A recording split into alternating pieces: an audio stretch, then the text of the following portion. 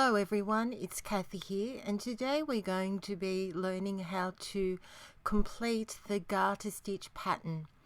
And I've got my 8-ply wool and 4mm needles for this project, and on my needle I've already cast on 20 stitches, and I'll have a link in the description below for a tutorial which I completed showing you how to cast on stitches.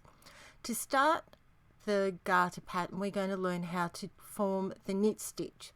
So to start, you're going to slide your needle through that first stitch on your needle, and then we're going to get the yarn and we're going to wrap it around the right needle in an anti-clockwise direction. Then we're going to slide that needle down and under with a loop, and then slide the old stitch off, that first stitch. Then we're going to do that again, slide it down through that stitch, down and under that needle, and then slide the stitch off.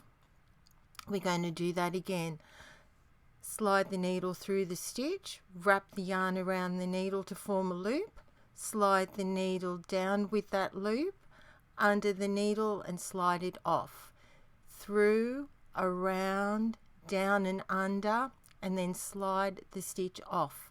This is called the knit stitch.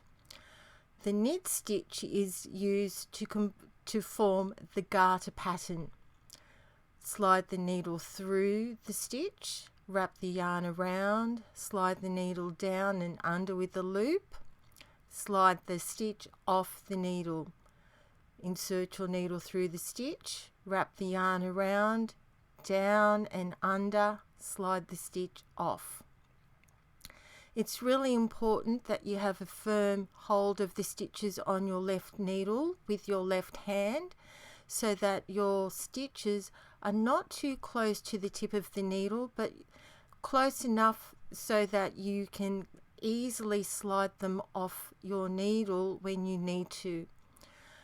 So if you need to slide your stitches up because it's a little bit tricky, then do so. You'll have to readjust as you have more and more stitches on your right hand needle. So because you have 20 stitches on your needle, this is a good number to start with. So keep on going to the end of the row and practice sliding your needle through, down, under, and then slide the old stitch off the needle, and that is the knit stitch. And then I'm nearly at the end of the row, and then I'll show you what the work looks like and how to start the next row once you've completed that first row of the knit stitch. So I've nearly finished, and you'll see that the knit stitch forms a bit of a ridge, and that is the bumpy pattern which forms the garter stitch. So I'm just checking that my tension's good. You should be able to slide your stitches, so that's all good. So I'm going to turn my work, going to pick up my needle, and we're going to start the knit stitch once more. So slide your needle through that first stitch once more, wrap the yarn around, slide the needle down, under, around, and slide the stitch off. Wrap the yarn around, down, under, slide the stitch off. As you are completing your knit stitches, it's a good idea to count how many stitches you are knitting, so that you don't have any extra stitches on your needle by mistake. You should have 20.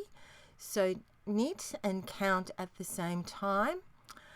I'm going to meet you at the end. Keep going, and then we're going to meet up after a couple of rows.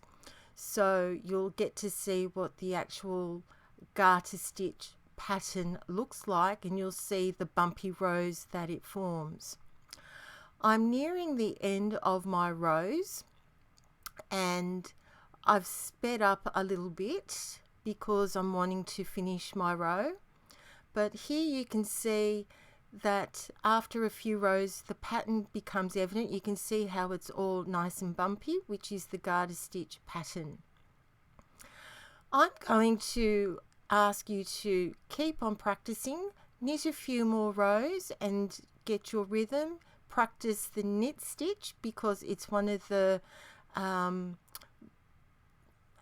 important stitches that you'll need as a beginning knitter, and it's used in a lot of knitting patterns.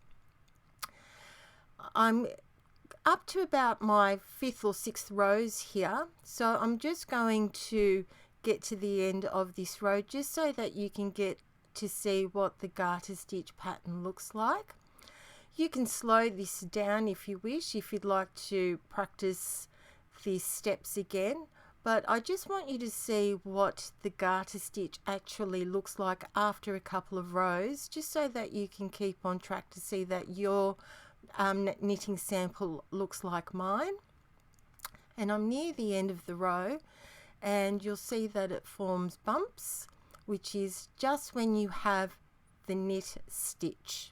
So here we go. Here is what the garter stitch pattern looks like. So keep practicing, enjoy knitting, and have a great day.